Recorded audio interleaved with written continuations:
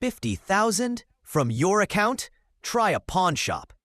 The branch manager sneered as laughter rippled through the lobby. Customers stared as he ripped up her withdrawal slip, called security, and mocked her as a fraud in front of cameras. Phones rose, live streams exploded, and humiliation spread across the bank floor. But she didn't flinch. She smiled.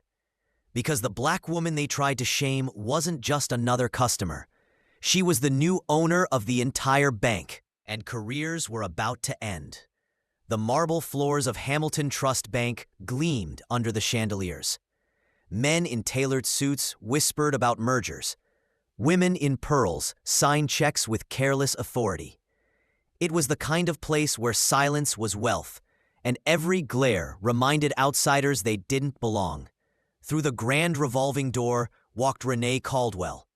Black suit, crisp white blouse, leather briefcase in hand. Her heels clicked against polished stone, echoing in a room designed to make people feel small. She wasn't here to feel small. At the counter, she slid her withdrawal slip across the polished oak. 50,000, from Caldwell Enterprises account ending in 7714. The teller glanced at the amount, eyes flicking with hesitation, then disappeared into the manager's office. Minutes later, the branch manager himself emerged.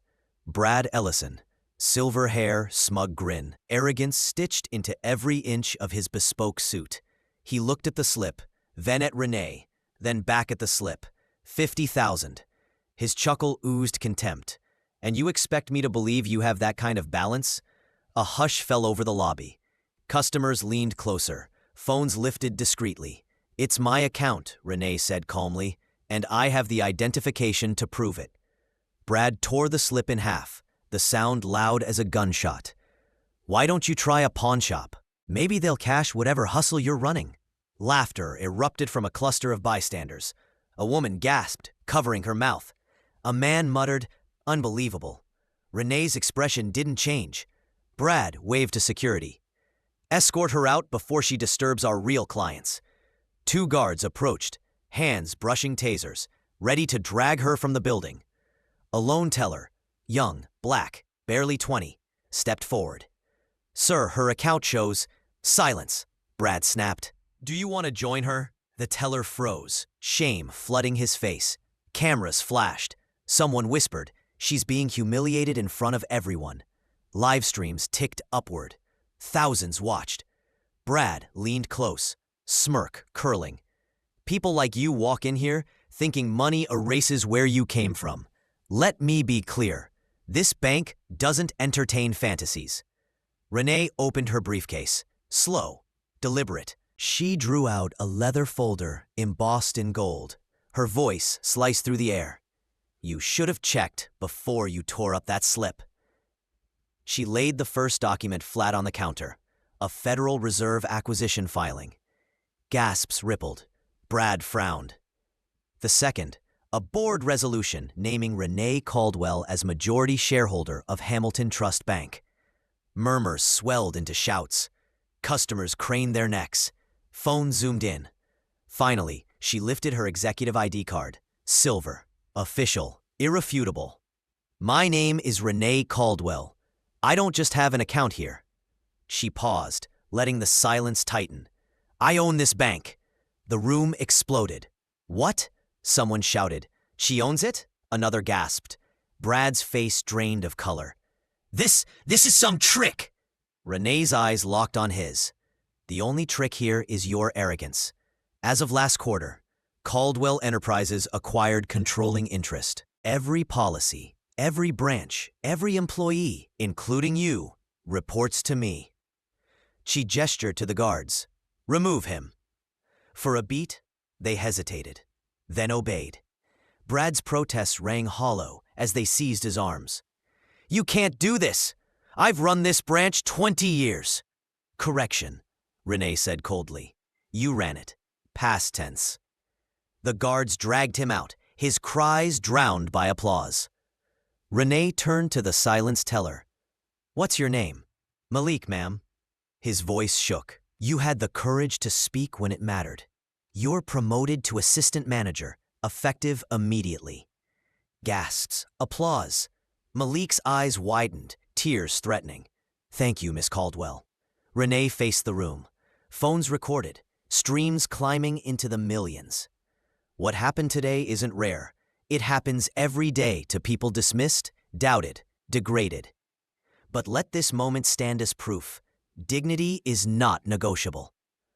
A woman in pearls whispered.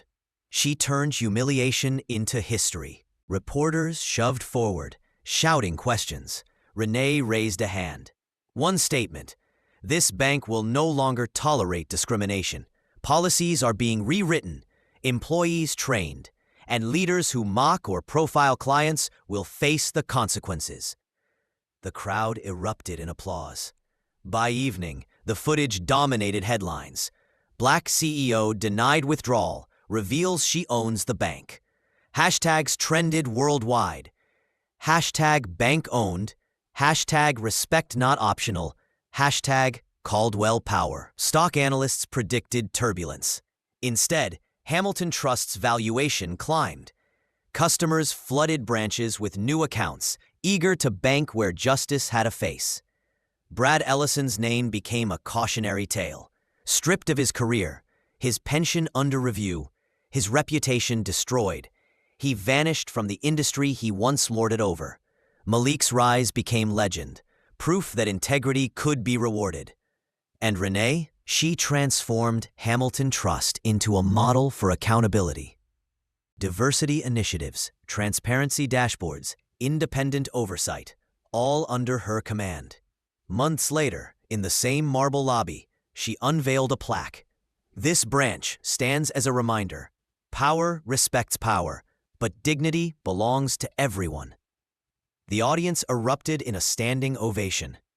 Andre, standing at her side, whispered, "You didn't just take their bank.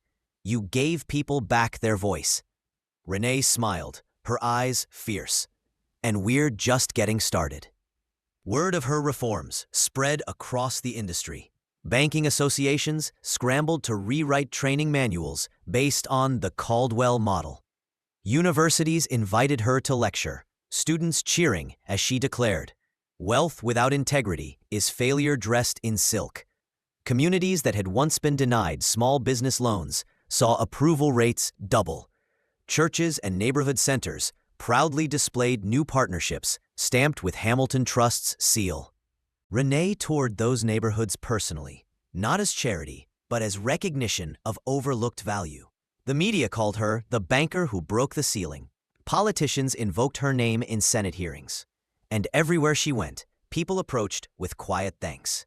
Single mothers, immigrant entrepreneurs, retirees, all saying the same words. "You made us visible." What began as humiliation on a marble floor became more than a revolution in finance.